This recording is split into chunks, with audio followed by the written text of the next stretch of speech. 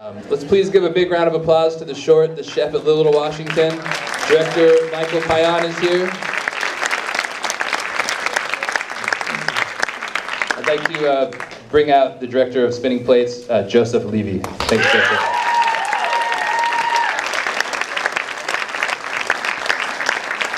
Congratulations on this wonderful documentary. Thank you. Lights. Wow, it's okay. We'll do it in the dark. This film, as you it was so masterfully done, is clearly not just about food. It's about taste, and it's about class, and it's about community.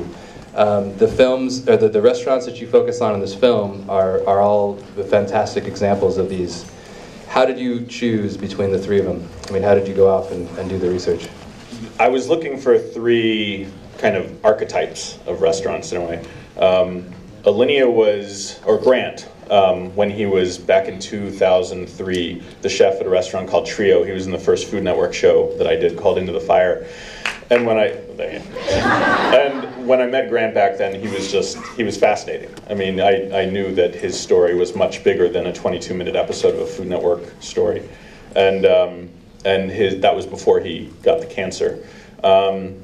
He is, I mean, their persistence in everything that they do that permeates every aspect of their life, from their food to their battling mortal issues of health, is so strong. So that was kind of a no-brainer. I am from Corpus Christi, Texas, and there's a restaurant that I grew up with there called Andy's Country Kitchen that was the place where everybody knows your name. But it was a town of 250,000 people, and I kind of wanted that on a much more high-stakes scale. I looked for that type of restaurant and immediately found Brightbox because of their unbelievable story of the fires, but also because of what they are in this town of 70. And they have this loyal customer base who will travel 4 hours twice a month to come from 3 states to eat there because they have the most incredible fried chicken you'll ever have in your life. And I went there and met them, and it was just so immediately apparent what that restaurant meant to the town on so much greater a level than food. And then Gabby was the hardest find. I wanted a restaurant that was a little bit the story of, people from another country in search of the American dream. The story of struggle that doesn't get covered very much on television when you watch, cooking competition shows or whatever. You don't really get too many stories about people cooking in order to save their home from foreclosure or to feed their 3-year-old daughter. And after hours and hours of searching online for the restaurant that nobody's heard of, found them, got on a plane, had lunch there, and the character that you saw in Francisco, he presented himself like that to me in 5 minutes, bearing his soul with his daughter at his side, and just immediately knew that that was the one. And those 3 restaurants, I wanted to represent this, the far ends of the spectrum, because the point of the film was to show these connections, these similarities that happen in all of them. And the only way you can prove that point is if you, spread them far enough out and kind of bring them back to converge. So with the 3 restaurants, were they filmed simultaneously, or did you kind of approach one at a time? Did you have 3 cameramen, at each of the restaurants kind of documenting a year in the life, or how would that work? No, we filmed Alinea first. That was back in, I think, November of 2010, which was right when they were getting the Michelin rating for the first time. It was about 5 months later that we went and filmed Brightbox, and I think the next month we filmed Gabby. It was 2 cameras, it was a very small crew, and the shoot, there was actually 18 days of production. It was kind of carefully selected that we were capturing a slice, kind of memorializing this moment in time for each one of the restaurants, and then come back and check in on them a little bit later to see what happens. And in a way, it kind of gives the illusion that we shot for a much greater length of time. But yeah, there was a crew. We had about 5 or 6 people in the crew. Speaking of the crew, I wanted to introduce 2 of our producers in the audience, Matt Lutweiler and Jacqueline Lesko, and also our assistant editor, Jonathan Green.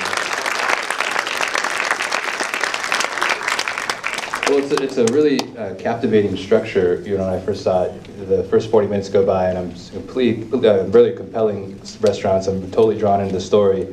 And then at a certain point, there's this pivotal shift where we learn, the struggle of what these restaurants are going to in order to stay alive. Well, one battling cancer, another one battling foreclosure, another one battling a fire.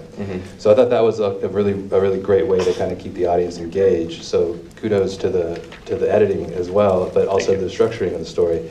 Now you mentioned you started with Alinea, and then did you always have the three in mind, or did you just kind of, each of them kind of evolved? Always the three in mind. That was some time ago. I was looking at an article in an issue of Savoir magazine, and then there was a photo essay on breakfast. A lot of times this magazine, which is my favorite magazine, will show different snapshots of food as it happens in different cultures. Not so much restaurants, but like a Thanksgiving at a grandmother's house in Georgia, whatever, and you're around the world. But every now and then they have a unified issue, and they had the breakfast issue. And it opened with a beautiful black and white photograph of two farmers saying grace before they had breakfast, the window looking out on their farm somewhere in the Midwest.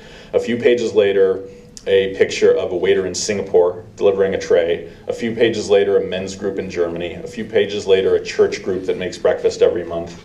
And it just seemed in that photo essay that the world collapsed into this one small space. And that was what kind of gave me the idea to take these three restaurants and scatter them. I mean, within America. There was a thought for a while of going international, but really wanted to kind of tell this American story. And take those three restaurants and see if I could do the same thing and show how, you think that Grant and Gabby could not be farther apart in everything that they are. But by the end of the film, in a way, you can see that that the daughter, Ashley, could be the next Grant. He had the exact same childhood that she did. And there are so many similarities about how food is the medium of love and meaning and family and everything, legacy. There's a professor of mine once told me that all great memorable films are about family and loss. And I feel that sometimes you see those themes come up and get able to incorporate that into the idea of food so well, as you just mentioned. Is food something that you're going to continue to make films about, or is this just kind of a one project and you're going to move on to something else? I said again and again that this was the last thing I wanted to say in food, but at the same time, the film that I've been working on, the story I've been writing, is actually a fiction film feature about a food critic. So I find myself drifting back to food and comedy. One day I'll figure out how to merge them into one.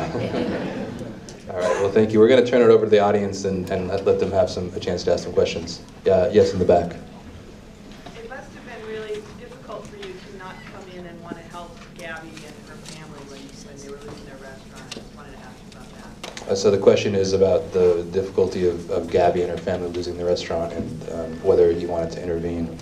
We shot at La Cocina de Gabby for about 5 or 6 days, and the entire time we were there, we insisted on paying for everything that we were eating. Every crew meal happened there, so we were kind of helping them as much as we could that way. But we all talked about doing what we could after. Obviously didn't want to affect the story when we were there.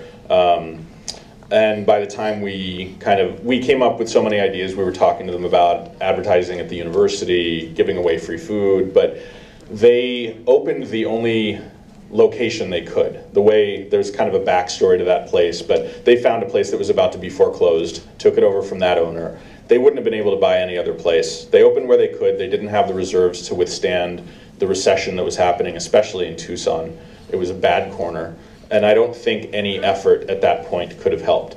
My hope, there was somebody who actually was associated with a film who gave a sizable donation to them after seeing the film for the first time, and they are trying to come back. And my hope is that this film is more about helping them in the future and the next year than trying to save something that was kind of already a little bit of a sinking ship. But our hearts were breaking for them when we were there every day and wanted to do everything we could to help them. Yes, sir? The Keller story seemed to be less dramatic than the other two, and I'm just curious how you decided to keep that in the film.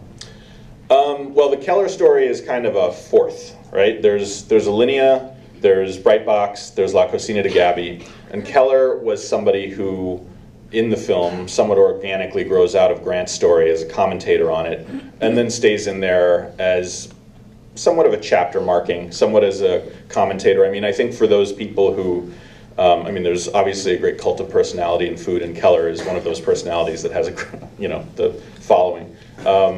but I think what he had to say was interesting, and I thought that he kind of served as a little bit of a removed perspective on the world from the three subjects that we're in with the whole time. And truthfully, you hear Thomas speak, I think, in the movie 3 times. So yeah, it was the outside perspective that I wanted from him. Okay, well, it's such an amazing film. I wanted to say too that I think everyone here that has seen the movie will find an example of one of those 3 restaurants that means something to them. I mean, whether it's something that's incredibly high art food, or whether it's something that's down home and country. And I just think that the film kind of embodies those things so well, and everyone can find an example of something that relates to them by seeing here without even eating at one of these restaurants. They know that this is a place that means something to them. So really appreciate it, and I want to also thank the Upland Hotel and Country Inn for sponsoring the screening. Appreciate it, guys. Have a good day, and we'll see you at the movies.